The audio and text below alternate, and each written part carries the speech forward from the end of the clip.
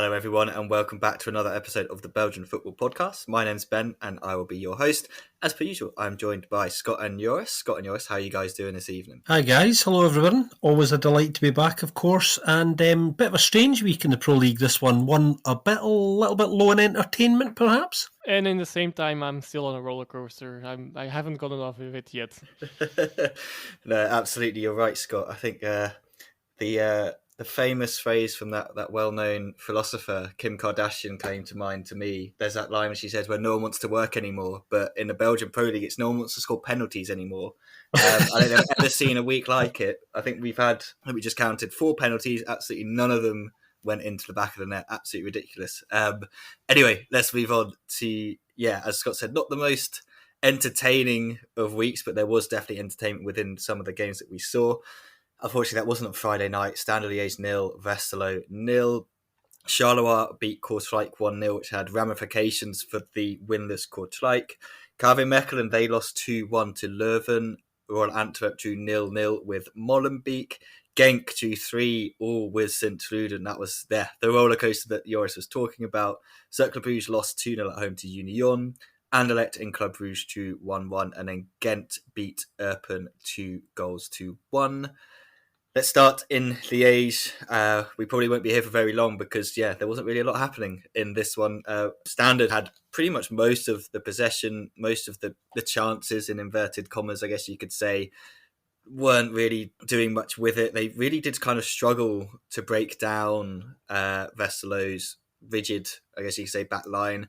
For them, Sinan Bollop back in between the sticks in place of Nick Gilligan. So it's clear Jonas de Rock's probably, he's decided that's going to be a switch now. They just looked really, really toothless to me, Westerlo. They looked like they didn't really have much idea, and they were very, very happy to take a point early on. Just 3 shots all game. I think they finished with an XG of 0.18, which is, even if you're not into XG, that's low. That does kind of tell the picture. Standard 14 shots, 0.77 XG, so it kind of backs up what you kind of saw there. They never really felt like they were going to score. They did have a couple of really good chances. I think it might have been Ohio or maybe Ngoy had a really, really good chance to score from a header, but he headed over the bar. Defence is on top again, I guess you could say in inverted commas, but for Westerlo, guys, this means they're still absolutely winless this season. Just 2 points. 16 million euros I think they spent this summer. The pressure is really, really starting to kind of mount on Jonas de Rock with every kind of passing week where they aren't picking up a win. And the gap is starting to grow as well. Their gap to Standard, who are in 4th bottom, is already 5 points. Standard booed off the pitch at the end of the game as well. I think that fan base is they're still frustrated, even with the kind of good performance against Eupen last week, guys. They're expecting more than what they saw here. But in all honesty, I think they should have won it. They just needed a little bit more quality in that final third. Yep, you said it, Ben. Not really a lot we can say about this game, I don't think. So low was the entertainment on it. In fact, I think we said that when we were watching it, didn't we? Interesting to hear Karl Lufkens this week talking about, trying to put as positive a spin on this as a result as possible, saying we did everything right other than score, so trying to focus on positives.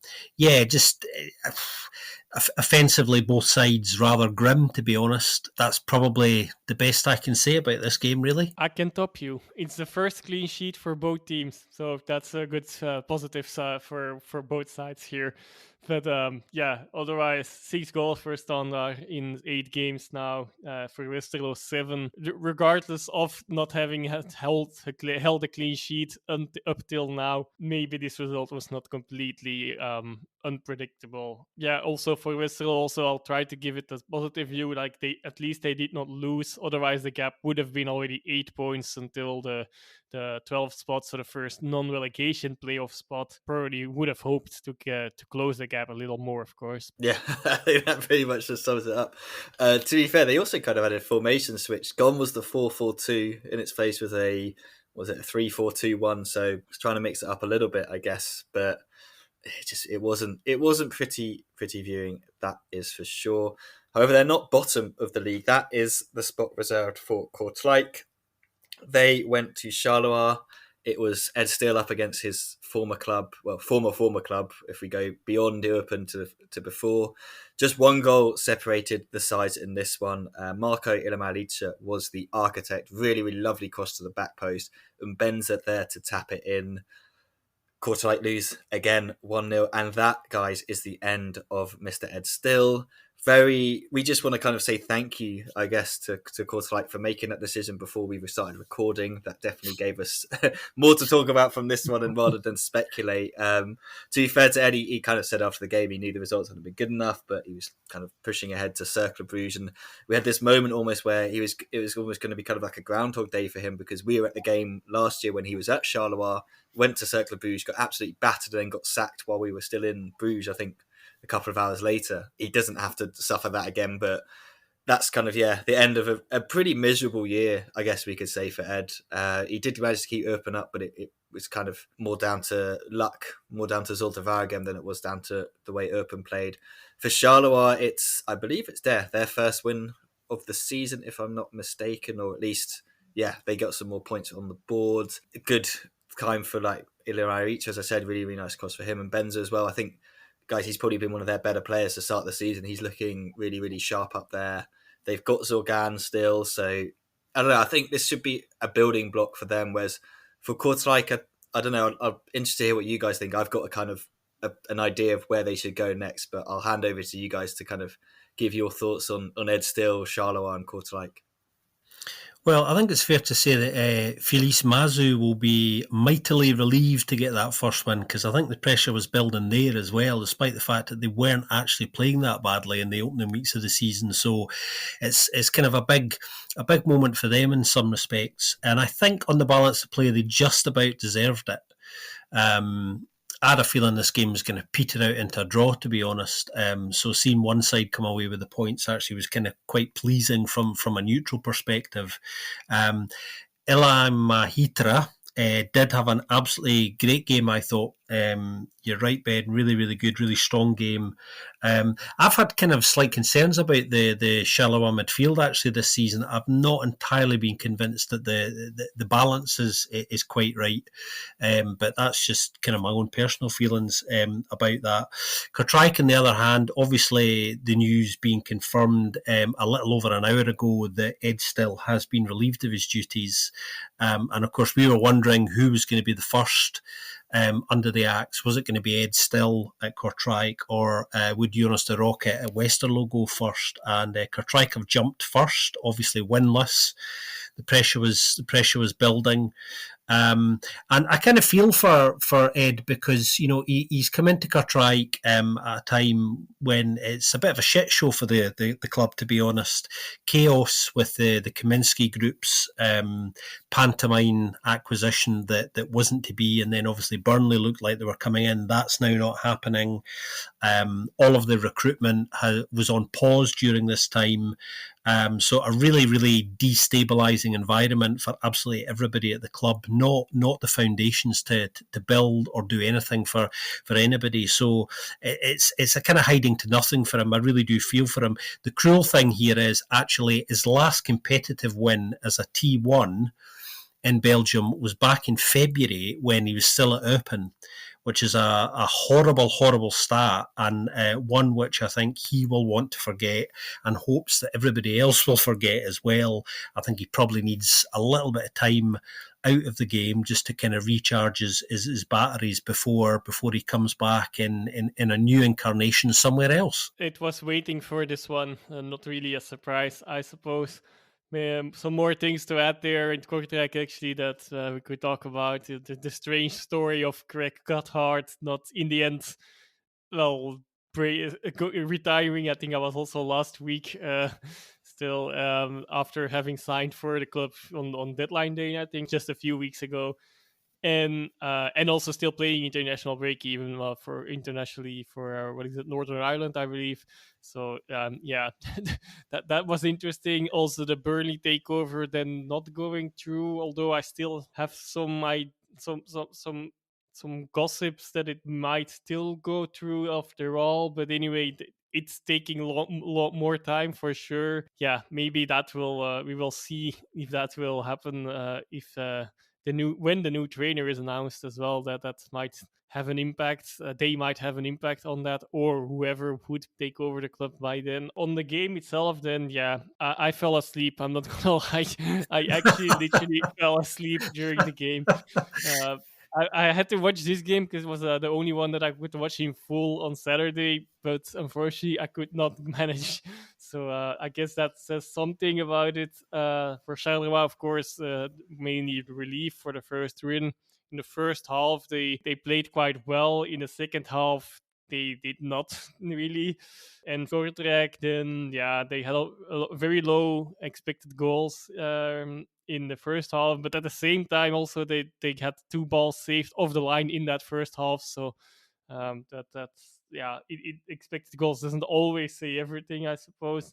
But they have a horrible record against Charleroi as well in the last 11 head-to-head games with them. They have not won. And also, yeah, Scott mentioned it's still that record, but unfortunately it also goes for the club. It's not much better, slightly, but no wins since the 18th of March of this year. So yeah, definitely not an easy job to take over now. I mean, they should probably just go cap in hand to burn Stork again, shouldn't they? And be like, do you think you could come back? Because he's the only one that seemed to get that team playing last season and kept them up. It's funny you should say that, Ben, actually, just when you bring him up, because he was actually spotted in Kortrijk. I think it was a couple of weeks ago, and there were whispers, and the official line, I think, was, no, he's just he's come back to pick up some things from where he was staying. So, stranger things have happened. I wonder what those things were. I was got to picture him like Contracts? yeah. Pick up the old deal and sign it again. I think he's the kind of the sort of person they might need. I do feel bad for him because I just feel like their whole recruitment was a complete mess this summer. And then it's like, here's a bunch of random players, get them playing. And I mean, that is difficult, like even over the summer if the squad's not kind of made up properly. And I don't really think it's that balanced as it is anyway. And then, yeah, the Cathcart thing, I think it's that perfect storm, isn't it? Where like the takeovers, the fake takeover that never happened, this whole Cathcart, he's there for 15 days and decides, actually, no, I don't want to play football anymore. I want to spend more time with my family, which is completely fair enough. But it's kind of like, you'd hope you'd make that decision maybe before you signed a contract with a Belgian team, that because we don't know if that was like, we don't really know the ins and outs of their recruitment, but did that mean that they weren't going after another target they could have gone for because they thought they had him? So there's all those kind of things. But yeah, good luck, I guess, to whoever takes that over, because it's not a great situation at the moment. And yeah, Vincent Tan kind of needs to sort some things out, and maybe he's going to have to lower his asking price to find another investor, because at this moment in time, if Burnley aren't going to take it over, it's just under him. It's not going anywhere. It's just completely killing a club that, yeah, we've seen it so many times in Belgium when teams do run into trouble like this, and then it can very quickly spiral out of control. Joris mentioned that he fell asleep during this one. Scott probably wished that Mechelen and Leuven was just a nightmare that he didn't ever have to watch again, because within 2 minutes, Leuven were ahead in Mechelen, completely nicked the ball off them in the midfield. Leuven sat back quite nicely, actually, picked the ball up, ball through to Nsingi. He finds Torsteinsson, who's just sprinting through. He runs through to score within 2 minutes of the start of the game. Mechelen then have a great chance to equalise. It's cleared off the line. Leuven go all the way down the other end. Torsteinsson gets taken up by Sandy Walsh. Referee doesn't give a penalty, which, I mean, on the replay I saw, I was quite surprised he didn't give it. Looked quite a clear penalty to me. VAR came in and they did get the penalty. However, as we said before, no one scored any penalties this weekend. So Torsteinsson taps up, but Gaetan Kook makes a really, really smart save to his left-hand side to keep it at 1-0. Mechelen keep pushing, but then they're caught again. This time it's Yusuf Maziz who scores really nicely to make it 2 just before the break. And it looks, not great for Mechelen at that point. However, they come out of the halftime break a little bit better. And Rabti finds Fluke. He does some quite nice work before tucking it in to score his first goal. He's got a bunch of assists, but yeah, he got a goal as well. However, they could not get back into the game, and it ended 2-1 to Leuven. We saw a bit of Norman Bassett at the end. Jeffrey Hermans was chucked on as well. Interesting, guys, that Mark Blyce went with Nsingi over Jonathan Braut-Bloons. But I am quite liking the look of that Maziz Torsteinsson kind of little midfield in behind whatever striker they play. I just think that is a two that are packed with goals, especially without Matthew Mertens as well, who kind of usually would operate in there and would be a very, very good goal scorer for them in those situations. It's kind of, it gives them that extra firepower that they're kind of lacking in the striking department. But a really kind of a very good win for Leuven, moves them out of the bottom four. For Mechelen, a lot of frustration from Stephen Defoe about the refereeing, but he did then kind of say, even without the refereeing, we probably should have done a lot better than we did. Yeah, it's funny, the old referee smokescreen coming out when your own team's performance simply wasn't good enough. Really, that's my spin in it. I thought they had lots of the ball, Mechelen. Their distribution wasn't particularly good. They just didn't use it well enough, or even create enough opportunities really to deserve getting in and out of this game. Really, really frustrating.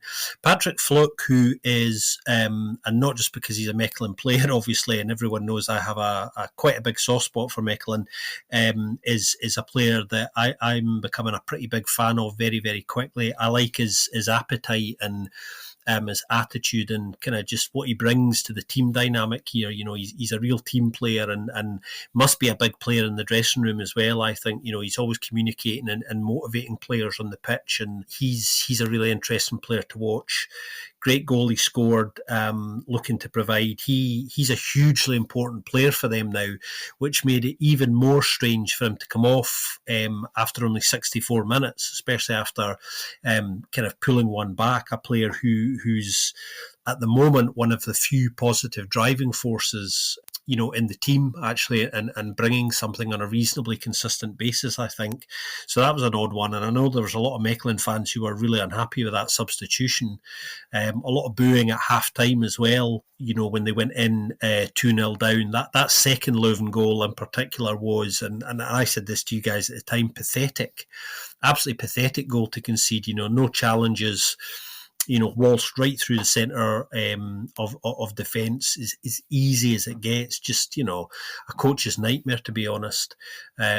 Stephen Defoe, obviously, as Ben was saying, you know, had quite a lot to say about the referee afterwards. In fact, after the game, the first thing he did was head up to the referee to have a little chat. And of course, you know, it's not unusual for coaches to approach referees and shake their hands straight after a game at all. But I think there was a little bit of a pretext from that from Stephen's point of view. But yeah, Mechelen's simply not good enough, and Leuven actually bringing an efficiency to their game that's been missing for a long time. And you're right to highlight that partnership between Mazis and Thorsteinsson, because it is looking quite good, and Thorsteinsson's starting to look like a really settled player there, like he's been there for a lot longer than he actually has. Plenty of back chat from him as well, with a goal that was eventually chopped off, slightly controversially, I thought. Brilliant finish from him, by the way, on the break as well, really punishing Mechelen. So he was really unfortunate to have that chopped off through no fault of his own. But yeah, things looking a little bit better for Leuven this week. Yep, they continue the team. Take the 7 points out of the last possible 9. So that's like I said at the time, just in time to rack up some points. And for the time being, very early days, of course, still, but that seems to be the case as well. And Nsingi started indeed was also one of the things I was noting. His first start of the season, and in the second minute he then gives an assist already. So not a bad way to pay him back for the confidence that he gives in you, I guess. And that in a week where they also lost Rika until after the winter break, most likely is the most realistic option, he said.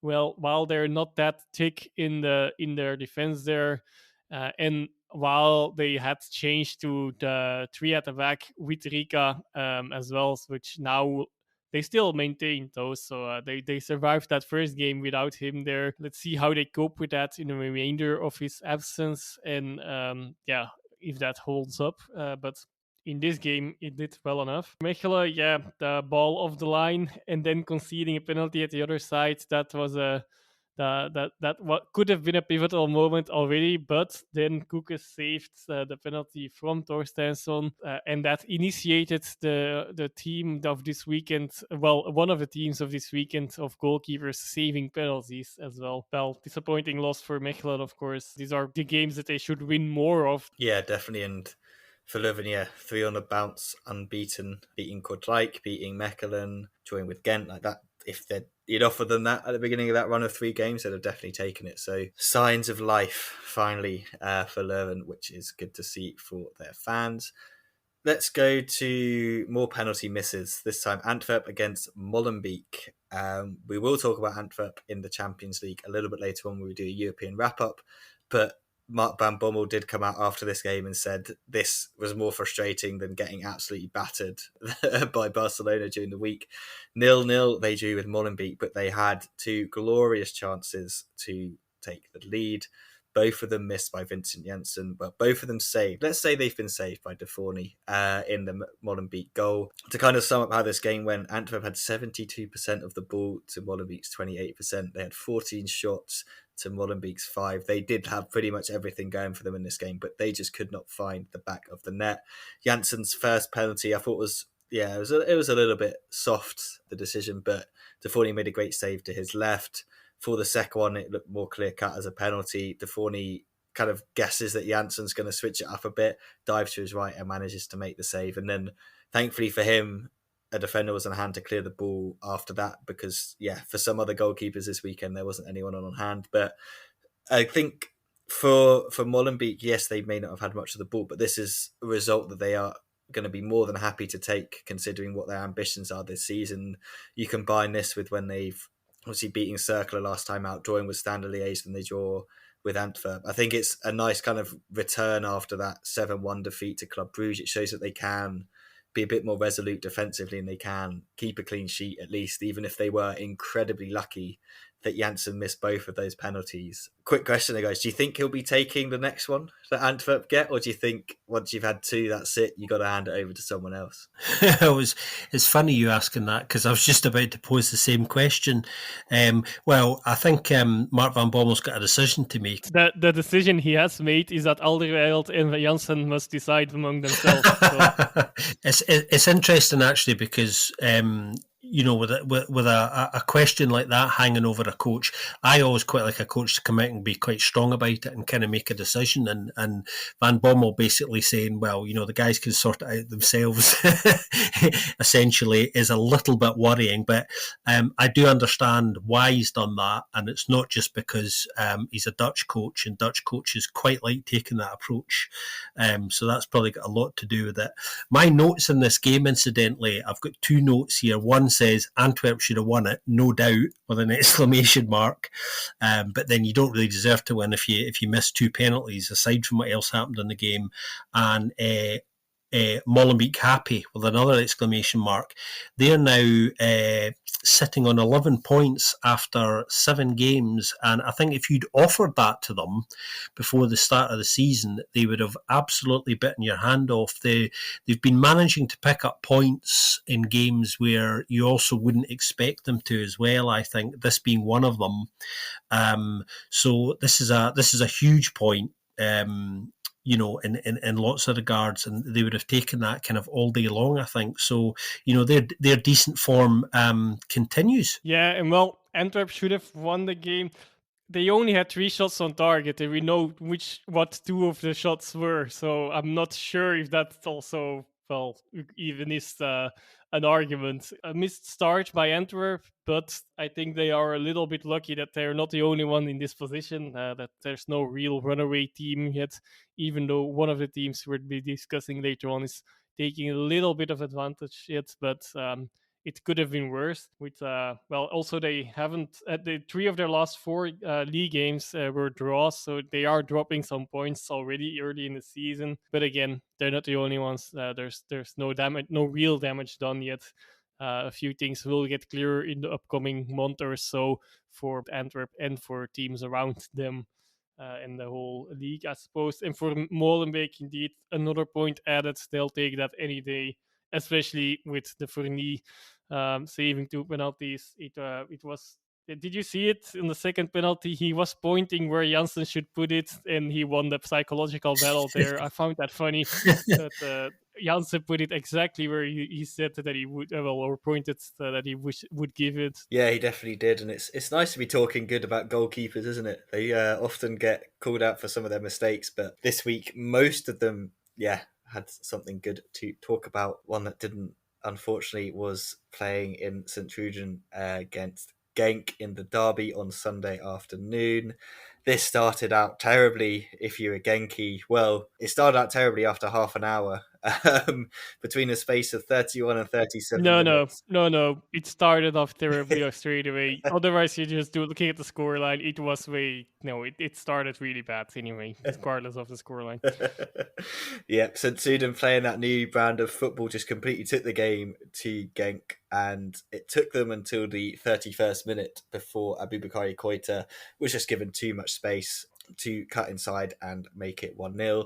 He then made it 2-0 in the 36th minute with an absolute rocket from the edge of the box after a free kick was cleared on the edge of the box to him.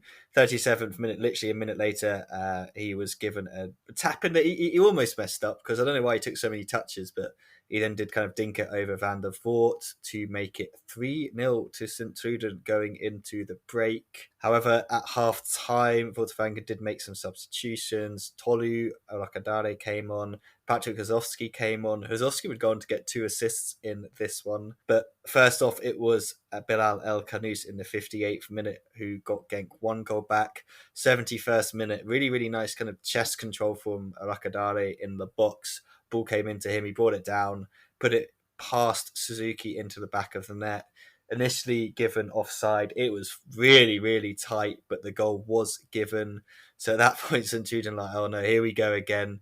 This is kind of exactly like their game against Ghent, where they went 2-0 up and then they're about to throw it away. Pencil in the 85th minute takes a speculative shot. Suzuki just has to not do what he did. Basically, it would have been fine. He just flaps it into the back of his net, and it's just heartbreaking for him, heartbreaking for St Truiden, but for Genk, it's a nice little get out of jail, and it's kind of built off the back of another kind of comeback draw that they got during the week against Fiorentina. But Joris, I know you've probably got a lot more to say about this one, because unfortunately I completely missed this game. I just saw the goals going in on my phone. I just got a ridiculous amount of notifications for Koita's hat-trick within the space of whatever was that 6 minutes. And I was like, what is going on? Went away, came back, and opened my phone. I had more notifications that had finished 3-3. So I don't know where you want to start, Joris, with the terrible first half and then the comeback in the second. It's just like a weird one of like, well, is this good? Is this bad? Is this really bad? Like, how do you read it? That's indeed a difficult question. I guess we can only read it even not only at the back of this game, but have to see how it goes in the upcoming weeks. Whether the dropped points are as important as they are, or they can be, or if the comeback itself actually is a encouraging sign. I'm getting sick of the coming back and fighting for that draw though lately. That's that and feeling like the draw is actually winning the game while they're actually still draws, of course. So that still implicates too many dropped points both in Europe, although I can live with the draw against Fiorentina, but we'll talk about that later on, of course. But also in the league, I'm happy to see the fighting spirit. I'll try to give it a positive spin anyway as well, but will first start with giving Sint-Truiden and Fink the credit they deserve for that first half. Fink really was beating Franke tactically in that half, or Franke did not approach it well enough anyway.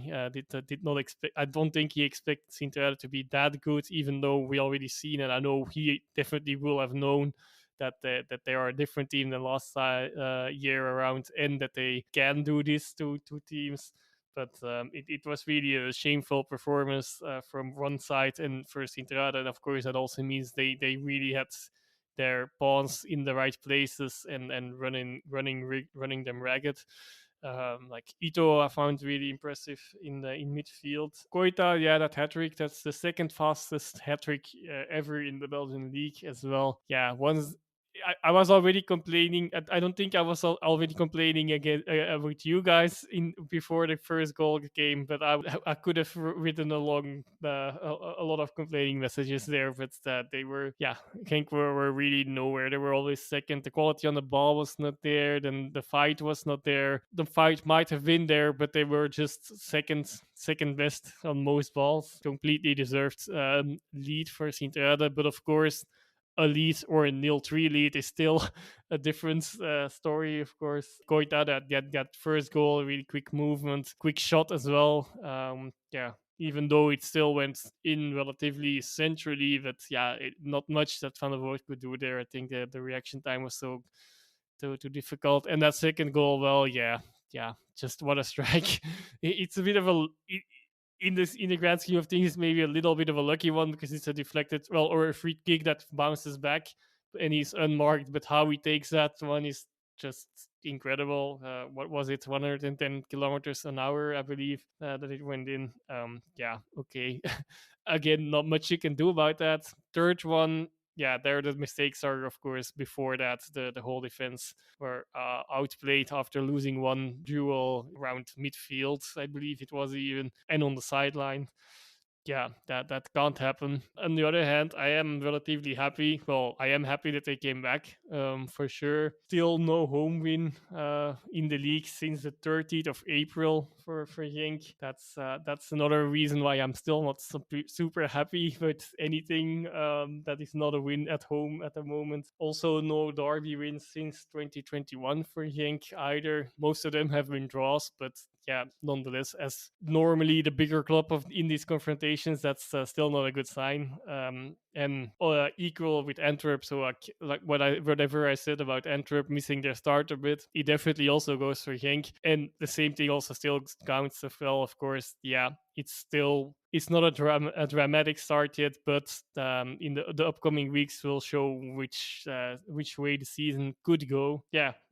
Four goals on Friday and Saturday games and 6 goals in this one on Sunday. That was a promising start. So, happy with the goal for Bilal El-Kanous. Rozovsky indeed made a good appearance. Tolu El-Kadari's goal actually was also a really great one, albeit really narrow, whether it was offside or not. But second week in a row, they got a bit lucky. And also, with Paintsel one, that's of course a bit of a lucky one with Suzuki misjudging that ball completely, despite him having had a great game up to there. He already had saved a few good balls.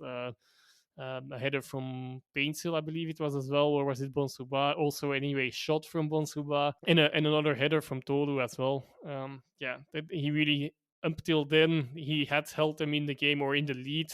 Then I think it still had a big influence on it being a draw. Ultimately, we would have thought that about after the first 45 minutes, of course. But ultimately, I think you could still say that he did get them that draw. And Sint-Truiden probably will feel a bit frustrated as well that it's happened again, especially Koita, of course, scoring a hat-trick and still not winning. But also after done a similar thing to Gent in the away game there, where they drew 2-2 after also going in front with 2 goals at that time. Of course, now it was even 3 goals, but Sint-Truiden, on the other hand, they're also still at the exact same amount of points, which is 12. So that's definitely, for them, that's really a good start. And if they can keep up anything of that form, and maybe, I don't know if it's something physical or it has maybe to do with a little bit of inexperience of some players, can hold on and hold out games so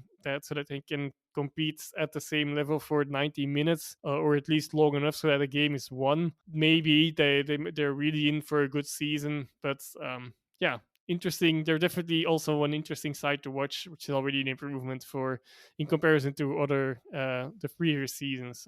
I guess you could say. Well, who would have thought that Aboubakary Koita would be top scorer at this point in the season? I certainly wouldn't have put any money in that at all. You're always guaranteed the odd screamer from him every season, but are we starting to see some signs of consistency? It's interesting because one of the things that made me one of the questions I came away from this game this weekend was he's obviously kind of quite comfortable playing under Fink, and he's allowing him to express himself. So he's obviously enjoying the environment he's in. Clearly, he's responding to that much better.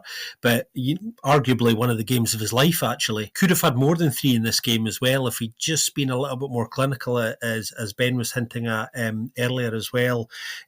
Joris was talking about the kind of tactical battle, particularly in the first half. He's right. I think, Sint-Truiden really bossed that midfield. They really got a grip of the game, cut through Genk on a number of occasions, and it could have been worse than 3 at half time, really.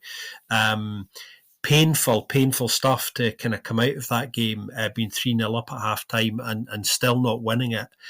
Huge disappointment etched on Torsten Fink's face after that game. But the person who had the most disappointment on his face, obviously, was Suzuki.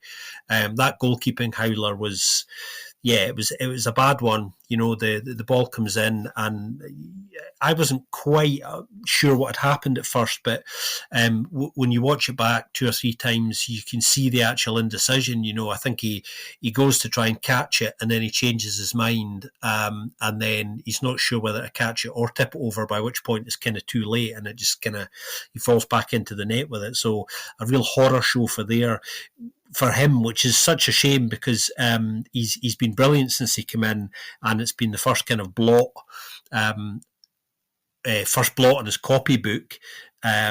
He's been so good. So, you know, hopefully he'll get over that quickly. But it was really quite sore to see him actually in full time kind of sink to the ground. And, you know, beating the turf with his fists, and then being consoled by some of his teammates.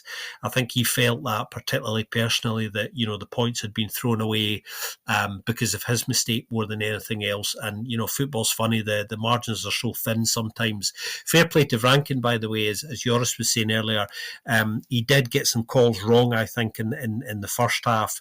His substitutions did make quite a big difference. They certainly shored up the midfield. They were much better in the second half, much more effective, all over the pitch, actually. So he kind of redeemed himself to a certain extent, but he was the Iceman at full time, Wouter Rankin. I think he was just pleased that they managed to rescue a point after really what was a very, very mixed day for them on the whole. Yeah, hopefully Suzuki will bounce back. I think it was also interesting for those who are keeping an eye on the St. Truden Strike Force pecking order, I guess we could say, which is probably just me. Giuseppe Barnes didn't come until the 90th minute, but we did see Kavezari Hiro Leslam, the kid that came over from the US university side. So is he now above Barnes in the pecking order for strikers? It'd be interesting to see how that goes, or what that says for the future of the strike force there. But I think Kaya's probably still the number one option for them at this moment in time. But Koita, 6 goals so far this season. He is 2 away from his best ever season, and he's got a lot of time to do it. So, I mean, he should definitely get there the way he's playing this season. Someone else who's looking pretty good in front of goal is Union Saint-Gilloise striker Amoura. The new man got himself underway midweek against Toulouse. We'll talk about that game a little bit later. Definitely earned the start that he got against Cercle of Bruges. He gave Union the lead within 15 minutes. Slight deflection on this one, carrying it past Vardason to make it 1-0. Cercle did have a couple of chances, but Maurice made a pretty decent save, and there was some fantastic defending from the Union backline to deny, I think it was Hugo CK on one of the rebounds from a set piece.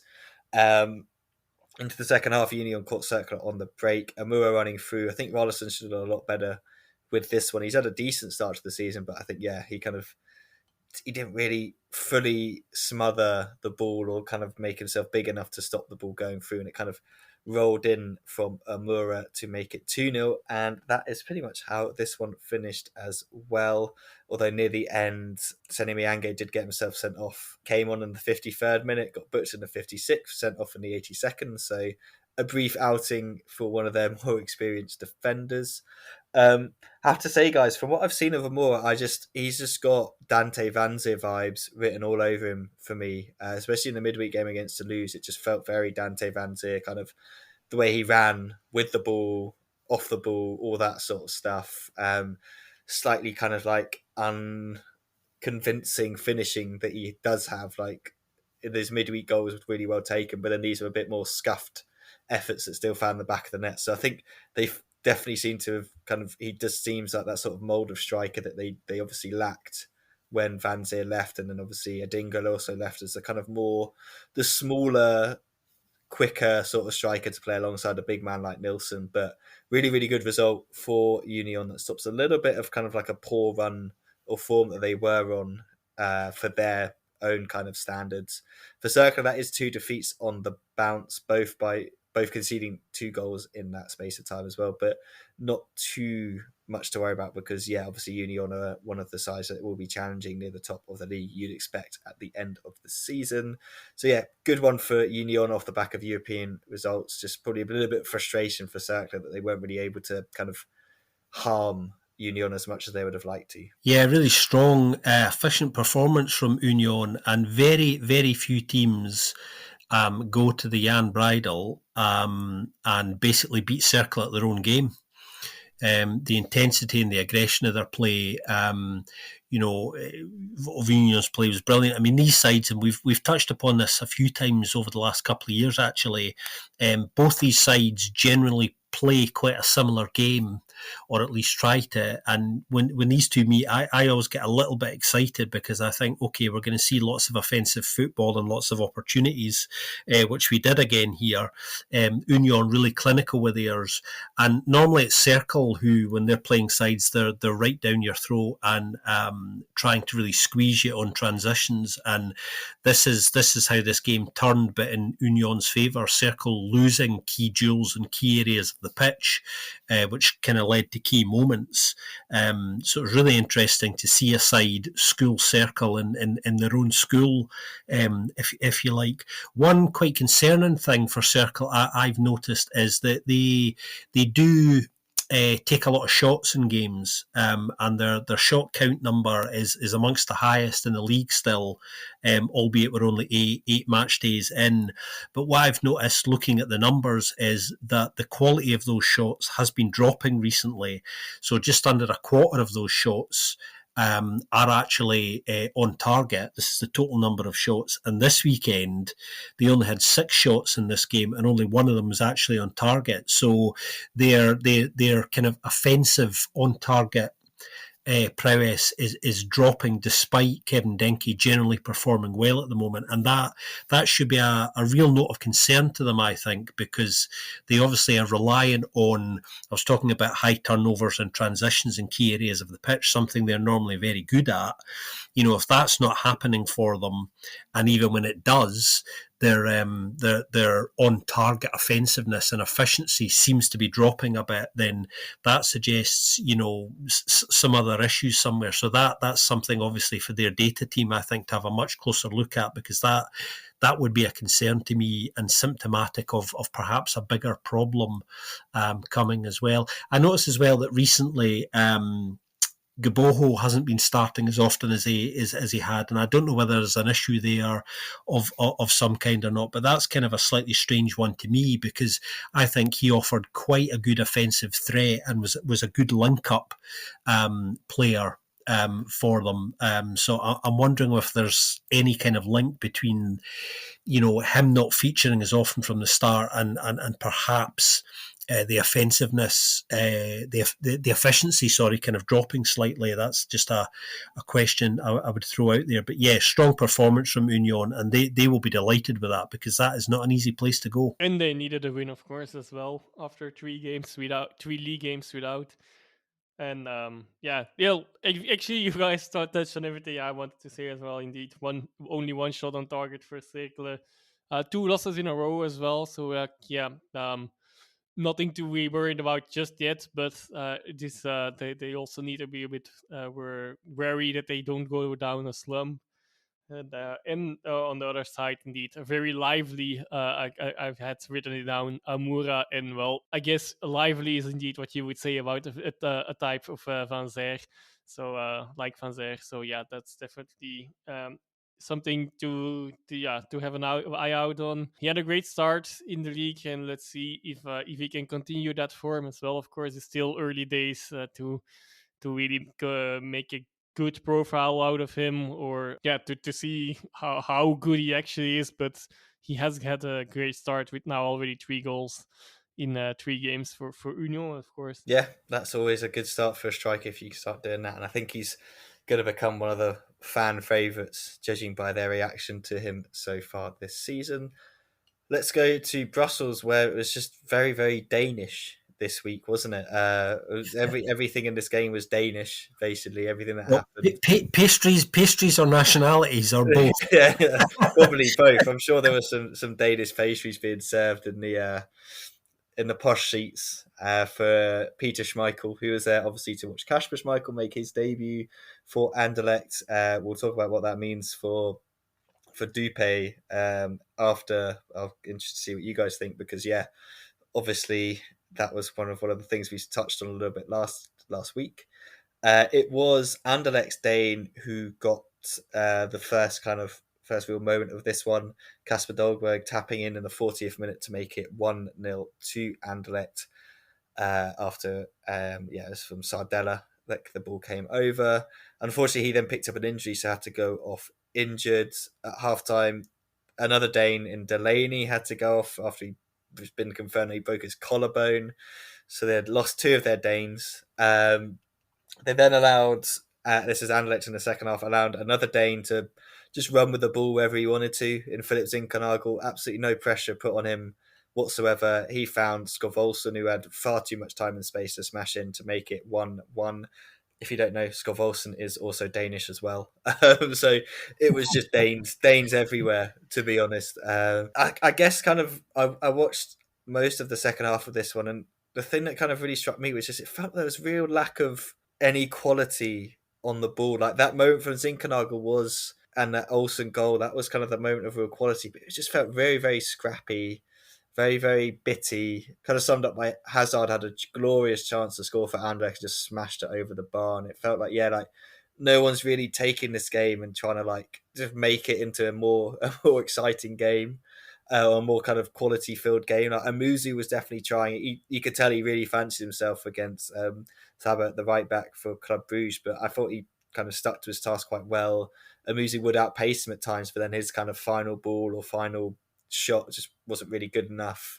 Decision making wasn't too great either. So finishes 1-1. Scott, I know you weren't massively impressed with the topper, as people were labelling it. But yeah, it was just very, very Danish, and I don't know what that says, but it wasn't the best game from either side, I think, safe to say. Yeah, generally a disappointment. This fixture on the whole always has a big build up to it for reasons that we all kind of know a lot about already. But generally, in truth, in recent years, it has been very disappointing. The first half, particularly the first 20 minutes of the first half, Anderlecht were pretty decent actually, in complete control of the game, creating some opportunities, applying some pressure. Brian Reimer did actually say afterwards that he thought that it was possibly the best 45 minutes he's seen since coming to Anderlecht, which surprised me a little bit, because although in the first half on the whole they were pretty decent, considering the performance the previous week away at Kortrijk, where he was not a happy man at all, and rightly so. I expected them to be a lot better this week, and actually on the whole I didn't think they were. I thought in the first half they were decent, and just about worthy of their lead at half time, but in the second half it was almost like they didn't turn up really.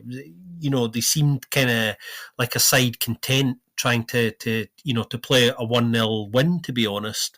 They just allowed Club to kind of come back into the game, I felt, and the game sort of petered out thereafter. I didn't really feel like Club were going to equalise at any point either, but they managed to. Great hit from Skov Olsen, as Ben was saying, really good finish, hits it early. Well placed, didn't leave Schmeichel much of a chance. The Schmeichel story is probably the big talking point kind of around this game, actually. It was a big surprise to everyone outside of the club anyway, I think. Obviously it was it? Well, I think it had been kind of hinted at, there'd been chat, since the previous week, hasn't there? Of course, there'd been the issues ongoing that the club had kind of played down. I think as soon as news broke that kind of Peter Schmeichel was in the house as well, that's what confirmed confirmed to me that actually there was a sense inside the club and in certain Anderlecht circles that this was not a late decision and that this was the plan kind of all week really, because Dad had been given a heads up to kind of come over for the game. Obviously, I thought Schmeichel had a decent game actually. Wasn't made to work too hard, to be fair. You would have expected him to maybe be a little bit more busier than he was in such a big fixture. But yeah, on the whole, a disappointment, and it'll be interesting to see how Anderlecht now cope with some of these injury worries. The Dolberg issue, don't quite know how bad that's going to be yet. The Delaney one, I think, is just a silly one. He actually flew into two needless tackles in a really silly way, both of them within the space of a couple of minutes, and for me, effectively injures himself. Just daft stuff. Amuzu impressed me a lot. Ben's right. I think some of his decision making was a little bit suspect at times, but generally speaking, I thought he was looking really bright, and bright in the right areas of the pitch as well. So that's encouraging. But you know, that's been a trend all season. He's been looking kind of pretty decent. So yeah, I mean, a draw ultimately a fair result, and Ronnie Dyla would have taken that all day long, as would any manager going into one of your big rivals' dens like that, and kind of coming away with a point when your own side doesn't play particularly well either. On Schmeichel, well, I guess that was really not that much of a surprise to me, and I think actually to many people, because latest when he was sitting next to Fredberg in Kortrijk last week, it was quite clear that's not a position where you usually would sit if things were not very clear from the beginning. On Riemer, yeah, you can see what a contract extension does with you again.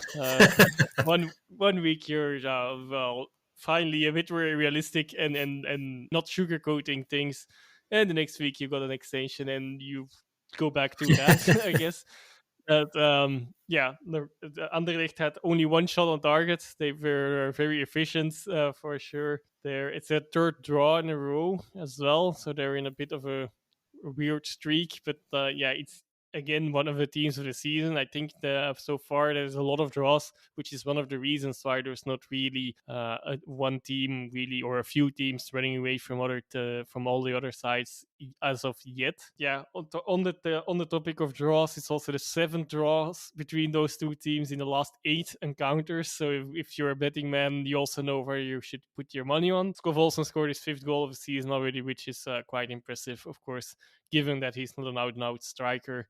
But is definitely a key factor in Kluber's side this season, as you would expect, of course. With him, we always have to see a little bit, I guess, since the succession of games is coming now. If he can keep performing at this level, or or if he can feature as much as he wants as well, because he has had his own fitness issues in the past already, of course. But so far he's definitely not showing any signs of weakness on that front, and let's hope for him that he and for the club that he can keep performing like he is at the moment, or at least providing these statistics. That's not that much to say about this game. Indeed, it was a bit of a disappointing game, but a draw, a fair result, I suppose, all in all. Yeah, no, definitely agree with everything you guys have said, and I think slightly concerned that if Dolberg is out, well, maybe not concerned, but I'm intrigued to see more of Luis Vasquez, because I didn't really think much of him when he came on. I didn't really, he just didn't seem to be able to get the ball down very well, and like it just looked a bit awkward in everything he was trying to do. So I'm gonna put that down to like not having had much game time recently. But it'll be interesting to see kind of more of him and what he's like kind of actually good at, because I'm sure he's good at things. We just didn't really see much of it in this one. Hopefully for Dolberg's sake, it's not too much of a bad one, because I mean he has got 4 goals in 8 games, and considering his record in recent years, that's pretty decent for him, isn't it? And it's kind of trying to get back to the levels he'd shown at Ajax many years ago now. Let's go to the final game, which was Ghent against Eupen. Yeah, Eupen should have been 2 or 3 goals up within the first couple of minutes of this one. They hit the crossbar off the line, forced a decent save from Nardi. Some poor misses from, I think it was Finn Bogerson, missed quite a nice nice chance. A couple of other guys missed as well. They did finally take the lead. Decent play from Teddy Allo. Ball comes into Pantovic. He kind of opens himself up and then curls it into the far corner past Nardi to make it 1-0. Really nice finish from him. His first goal for Erpen since joining from Union Berlin. Ghent had a massively uphill task, made even harder for them when Gift Orban just decided to hit my favourite player that I still haven't learned how to say his name, Pashus. For Erpen, he gets himself sent off with a straight red card. Immediately he's apologising to the Ghent fans for being an idiot, basically. Proper rush of blood to the head, and you could tell he just completely just lost himself for that moment. And that could have cost them. However, in the 48th minute, Izzy Brown is running into the box. He apparently gets tripped up by Reagan Charles Cook. I've seen lots of replays. I still can't quite see. It just looks really, really soft. But Charles Cook just doesn't really complain at all about the penalty decision. And to me, it looked really, really, really soft. I just couldn't really see much contact at all. I thought Brown probably could have stayed on his feet and crossed the ball. Hugo Kuipers steps up to take the penalty, but Slanina saves it. Unfortunately for him, there's no one there to clear the ball, and Coombs smashes in to make it 1-1.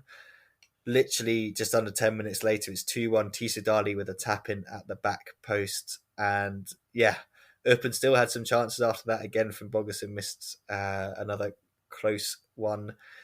For Ghent, they were pushing the other way, but they just couldn't find the back of the net either. Plenty of added time in this one, but Erpen could not force anything past the 10 men. Ghent get another win. That means they are top of the league. They've still got a game in hand on Anderlecht in second, and they're 2 points ahead of them. Erpen, it's another defeat. That's now 3 defeats in a row. This one, I don't know, again, it's one of those games, isn't it, where like before the game, if you said you're going to lose 2-1 to Ghent, they'd have been like, okay, we probably played quite well. But when you consider how long Ghent played the whole of the second half with 10 men and were a goal down, it'd be really, really frustrating for Erpen. But on the other hand, guys, for Ghent, in the past, these last couple of seasons, they've started really slowly, but this year they're finally having like a quicker start to the league. And I mean, they've kept the strikers as well, so they should really, really be in and around that title race come the end of the season. Well, I think all things considered, they are the big winners of this weekend, especially with that game in hand. They're managing to do everything right at the moment, and most things are looking kind of quite rosy on their patch. I was quite impressed by the fact that they managed to come from behind in the second half. And turn the game around and win. You don't often see that when you've gone down to 10 men and the side that goes down to 10 is behind in the game. So that in itself, for me, is kind of quite impressive. But then when you look at the kind of offensive firepower they have at their disposal, even with Orban being red carded, then you're always going to still be in a game. Erpen didn't play badly. Ben's right, created chances. The frustrating thing is to have lost the game in the circumstances that they did. I think if things had been different, then maybe they would have come away with a point. Big Hein will be absolutely delighted with that, especially with them having such a busy schedule at the moment with European football ongoing as well. So managing to kind of, do reasonably well on both fronts at the moment, or well enough to stave off any real criticism, shall we say. That's probably the best way of putting it at the moment. Then that's the absolute best he can hope for.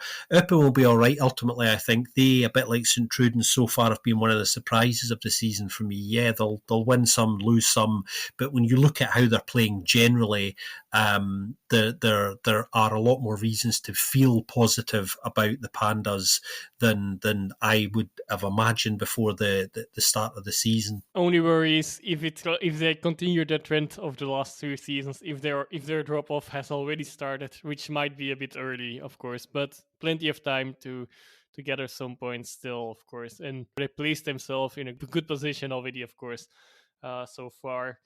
Yeah, but still 3 losses in a row, a little bit concerning, despite Slonina finishing off the goalkeeper saving penalties and no penalties scored straight away in this game. Sadly for him, of course, in this case, it's the only case that the rebound actually was converted, and that's in the end ultimately proved quite crucial. Whether that was a penalty is another big question. It depends if there was a little bit of contact, but I haven't seen it still if there is any contact. So I'm very, very, very much not sure. Equally, I'm not so sure if that red card of Orban, yeah, okay, it probably was a red card, but also like the Pasas definitely did add some things there, but I'm not sure if the referee had made the right calls in both occasions there. Anyway, but regardless of that, Gent indeed sole leader now of the pack with a game in hand. Not the easiest game, but depending on, I believe it's against Antwerp. So depending on how that game goes, they might run away a little more, or everything comes closer, even gets tighter even again as well. And Gent are really strong in set pieces. I believe they got now 6 goals on set pieces scored this season already, which is as much as some teams have scored in total. You mentioned if this is going to be the slide for Eupen, and I just went and looked at the next 3 games, and it really it could get quite bad for them. It could get slidey. Yeah, I mean, Anderlecht, Antwerp, and Union, 2 of those were away from home. I mean, they could be looking very, very easy at 6 defeats in a row, and then they are getting into kind of starting to worry a little bit because you think some other teams might pick up points. Then they have Charleroi, St. Truden, and Molenbeek, so kind of teams more in and around that they'd want to pick up points against, but they're just one of those teams you just kind of got to keep an eye out for them because of that. Like you said, Joris, the way they kind of can start and then really, really just drop off a cliff very, very quickly. I'm sure Fluent Kofeld will be hoping that doesn't happen. But yeah, he's had a patchy managerial track record, I guess you could say, at Werder Bremen and then at Wolfsburg. So yeah, definitely one to keep an eye on. Let's quickly go through some European action that happened this week. Barcelona, Antwerp travelled to Catalonia to face Barcelona, and yeah, they got kind of a royal welcome to the Champions League. 3-0 down within 22 minutes. João Felix, Robert Lewandowski, and then Yeli Bataille with an own goal. Into the second half, Javi scored, and João Felix made it 5-0. I mean, they were just completely dominated by Barcelona in this one. 70% possession to Barca, 22 shots, 10 of those on target. Antwerp only managed 3. I think this was always going to be a really, really tough test, wasn't it, guys? Like this first game of the Champions League away to Barcelona, like no matter how good you think you are, how far you've come, that is a tough test. Again, no matter what stage Barcelona are at in their kind of current situation, you're going up against, like Lewandowski, one of the best strikers in European football. So how much can we read into it? Do we just completely write them out of their Champions League group stages now? Or do you think it's going to be one of those, actually, you've got that kind of drubbing out of the way, you can kind of relax a little bit more into the competition and just think, well, we're just here for the fun of it now. Let's just go and enjoy the rest of these games. Well, I think it's going to be very, very tough for them. And I think the target, obviously, is to finish third. So they drop into the Europa, really, to be honest. That's got to be the objective from the group. Anything above that, obviously, is a massive, massive bonus. I think that opening game was always going to be a hiding to nothing. Plenty of sides have gone to Spain and been on the receiving end of a battering like that, and there'll be plenty of other sides in the future who that will happen to as well. It's just the reality of them not being on the same level. In fact, obviously Barca are 2 or 3 levels up, so it was just unfortunate that it panned out the way that often it does for sides who are nowhere near their level. It was particularly unfortunate in a way that the game was effectively over in less than 20 minutes. That was the thing that kind of frustrated me a little bit about it. But yeah, no shame in that at all from their perspective. But yeah, they've got to aim for third place in the group. In terms, I think, of the other Belgian sides, I think it was a bit of a mixed week, to be honest. A little bit of frustration mixed in there with a little bit of relief as well. I think they were all fair results. The other results, the other draws, perhaps with the exception of Club Brugge and Besiktas. I think Club should definitely have won that game. couldn't manage to get it over the line, unfortunately. But, all things considered, and the Barca result aside, not a bad opening weekend of European action. Weak, of course, but yes, no shame in that loss against Barcelona. I believe all Belgian contestants in Europe, more or less, have gotten this kind of treatment by the big boys.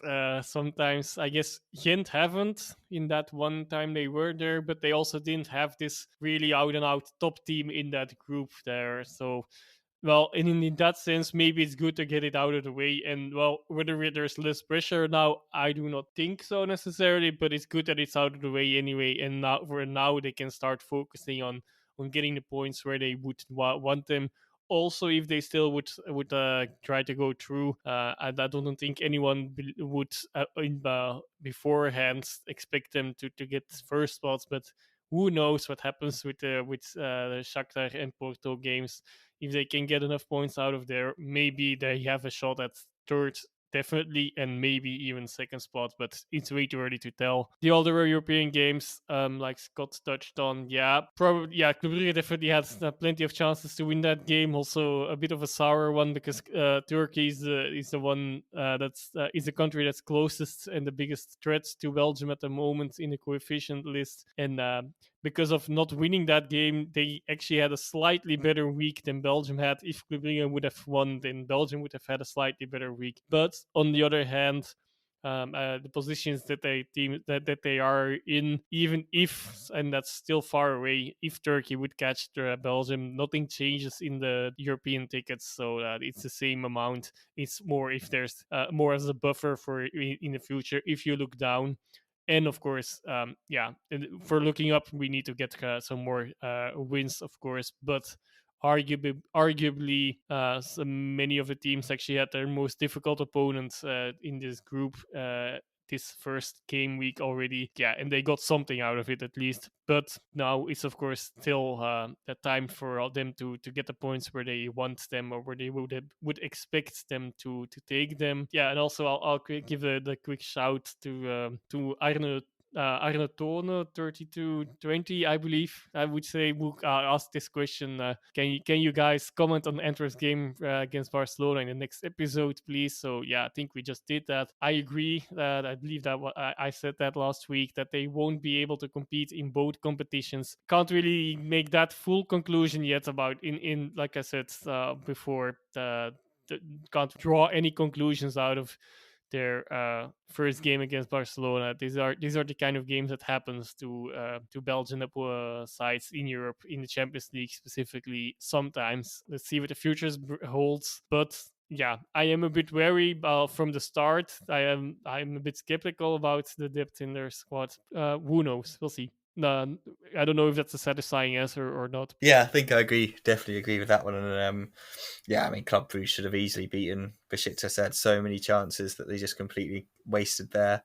Union Toulouse, that was a feisty 1-1. There were tackles flying in that one. And again, I thought Union were the better team, especially in the second half. I think they were definitely the better side. We didn't manage to catch any of Ghent against Soria because that just wasn't on TNT Sports for some reason. They were showing all the games last year, but this year I think they're being more selective and picky with what they do show. But hopefully with the draws mean everyone's still kind of not worrying too much ahead of the second match day, but it would be good to start getting some 3 points on the board for all the Belgian sides involved. Scott, before we end this episode, why don't we jump into the Challenger? I know we had a question kind of around a certain scenario that I'll get into once you've done your roundup. But over to you for a bit of Challenger League action. Yeah, so we've reached Matchday 6 in the Challenger Pro League. What happened this weekend? Well, Patro Eisden drew 1 each with Dender. Zulte Waregem came from behind to win 2-1 against Denza. Sarang and Anderlecht Futures drew 1 each. Club Next steamrolled SL16 in the end, 4-1. Oostend and Young Genk played out a 2-2 draw. Lommel's fine form continues. They won 3-0 at home against Frank Moran. Beveren's slightly ropey start, shall we say, continues. They lost 2-1 at home to RFC Liège, a stoppage time winner for RFC Liège there. And Lierse lost 3-1 to Beerschot at Lisp. In terms of the big picture, Lommel have gone back top. Zalta are second, so they're leading the charge at the moment. Lierse's dodgy start to the season sees them drop into the drop zone after losing again this weekend. That was their third consecutive loss, and they've actually lost 4 of their opening 6. It's very early days yet, but that's obviously disappointing for them. Top scorer at the moment, guys, is somebody that I didn't think any of us or nobody will have picked this one out, is actually RSC Liège striker Adriano Bertaccini, who's got 6 in 6. So he's the main marksman of the moment in the division, managing to keep himself just ahead of Jelavossen and Zeno Gano at Zalta, who have 5 each. The one man I talked about in pre-season preview about him. So I'm glad that he found his way in this league. For sure. Absolutely. And I think there was on Twitter, Joe Gould, because we posted the highlights. So if you do want to go see some of the highlights of the goal, Joe Gould, who hosts the Besta Liga podcast, or the Besta League, which is a podcast on Icelandic football. Really, really good podcast. Definitely check it out if you're interested in the crazy world of Icelandic football. It's very entertaining. He pointed out as well that we should talk about a certain Konstantinos Karetsas, that 15-year-old kid at Young Genk who scored that goal against East End that he scored was really, really nice. A bit of skill in there to kind of absolutely fake out one of the East End defenders and then tuck it home. Unfortunately, it wasn't the winning goal, but they did get a 2-2 draw, as Scott said, with East End. So yeah, he's definitely been adding to his own personal highlight reel this season. It's not going to be long until a lot of those kind of scouting Twitter accounts and that start to pick up on him and start posting videos about him, and then there'll be all these kind of YouTube videos of his clips and stuff like that, and he'll be a Football Manager wonder kid as well before you know it on this year's edition. So shout out to him. That was a really, really nice goal from him and definitely worth checking out if you have time. We did have a question on the Challenger Pro League. This one was sent to us by, I believe it was Matchday Ball. Kind of a hypothetical one, but one that's kind of, I'm sure it's kind of one of those classic things, isn't it? When people ask, has anyone got any questions? You have a question where you think you don't really know that you have a question, and someone else asked a question, like, oh yeah, I kind of wanted to know that as well. And I feel like Matt's question is definitely one of those. He said, if strange things continue and Standard Liège get relegated at the end of the season, what happens to SL Futures? Because surely they can't play each other.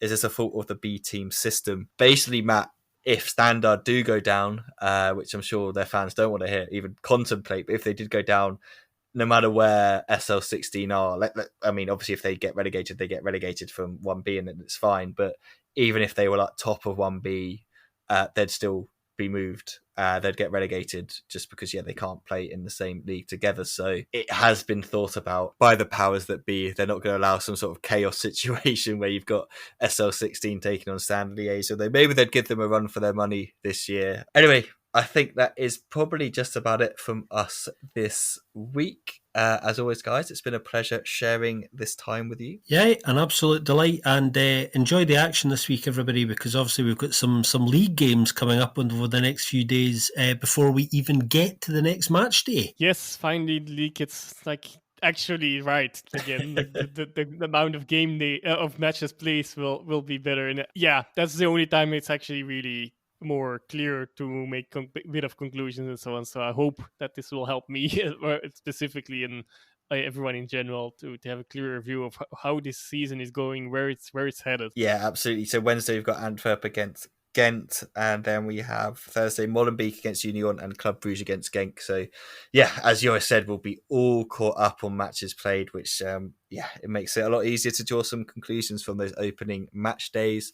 As per usual, if you like what we do, please do leave us a review on your podcast app of choice. And also, if you have any questions for us to answer on the podcast or off the podcast, just get in touch in the usual ways or the ways that people have, especially through Twitter. We will, more than happy to answer any questions that come our way.